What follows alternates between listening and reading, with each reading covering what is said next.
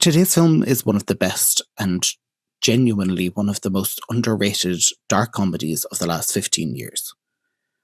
But it's also a movie where the protagonist refuses to grow, refuses to mature, and refuses to become a better person.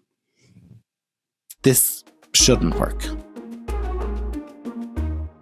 Welcome back to another installment of This Shouldn't Work, the series where we look at films that succeed by fully committing to ideas that sound wrong on paper. And this week we're looking at another one of my personal favourites, Young Adult, written by Diablo Cody. Now, on the surface, this feels like a pretty familiar setup. A teen fiction ghostwriter in her late 30s returns to her small hometown after hitting a rough patch in her life. We all expect a story about self-reflection, about growth, about second chances. Maybe she reconnects with old friends. Maybe she finally figures herself out. Instead, the film gives us the ultimate hot mess, Mavis Gary, played by Charlize Theron in easily her boldest and bravest performance since winning her Oscar for Monster. Mavis is kind of a disaster. She's selfish, deeply immature, and emotionally stuck in the past.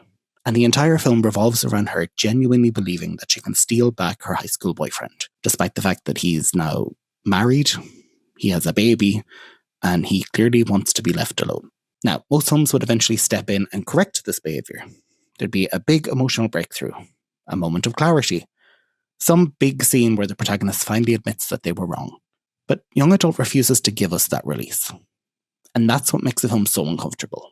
Because instead of turning Mavis into a better person, we just watch her descend into this increasingly awkward and hard-to-watch spiral of desperation. It's painful, it's emotionally honest, and it's bleakly hilarious.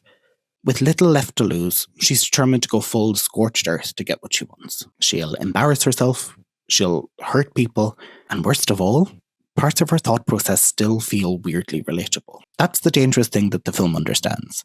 Mavis isn't a movie villain.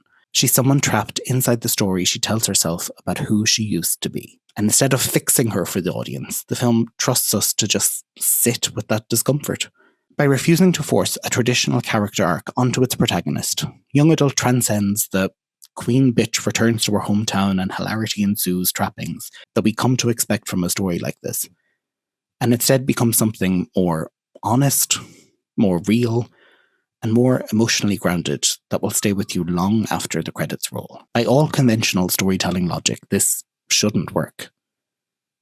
But sometimes that's exactly why it does.